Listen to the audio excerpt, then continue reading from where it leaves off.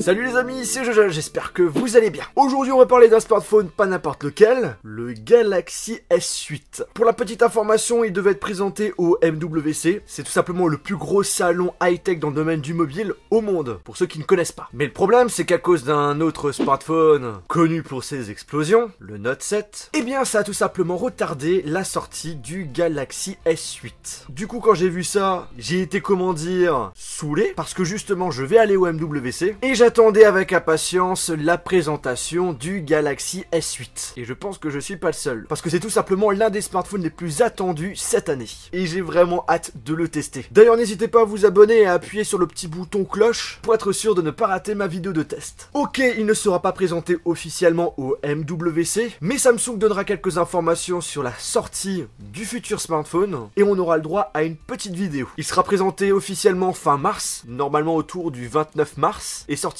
officiellement normalement le 21 avril. Pour me venger de Samsung et parce que j'ai été déçu de cette annonce, et je pense que je ne suis pas seul, j'ai décidé de vous faire une vidéo listant toutes les rumeurs et informations presque sûres du Galaxy S8. Et comme dernièrement il y a eu pas mal de fuites, et des bonnes fuites, on connaît presque tout sur ce smartphone avant sa présentation officielle. Du coup je me suis dit pourquoi pas en faire une vidéo. Je sais qu'il y a certaines personnes qui sont pas fans des vidéos rumeurs. Dans la logique, si vous êtes dans ce cas, pourquoi vous êtes là? Cette vidéo est prévue pour les gens comme moi qui ne sont pas forcément patients et qui veulent en savoir plus sur un smartphone qu'ils attendent depuis longtemps. Bref, on commence par la grosse nouveauté du Galaxy S8, c'est le fait qu'il va posséder un écran incurvé sur le côté droit et gauche qui recouvre presque toute la face de l'appareil. Je pense que ça sera une nouveauté sur la plupart des smartphones cette année, et ça sera le cas aussi chez Samsung. Cet énorme changement aura une incidence pour les habitués de Samsung, car les boutons physiques placés en dessous de l'écran vont disparaître totalement. On aura à la place des boutons tactiles qu'on aura sur l'écran. On peut donc se poser la question, est-ce que le capteur d'empreinte digitale va disparaître? La réponse est non. Il sera placé à l'arrière, juste à côté de l'appareil photo. Ça fait déjà polémique puisqu'il y a quand même pas mal de personnes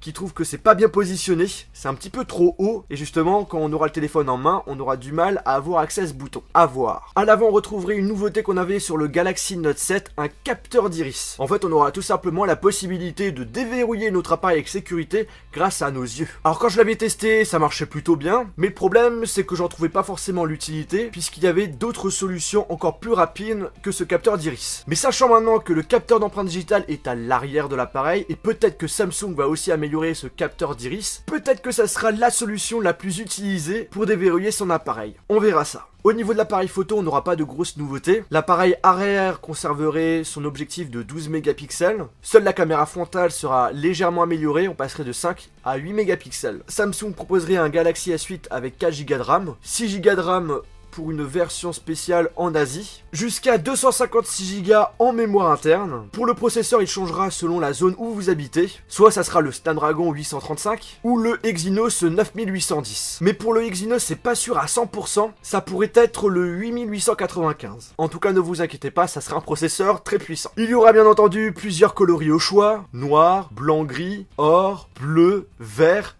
et rouge. Si le rouge sort vraiment, je pense que je vais craquer.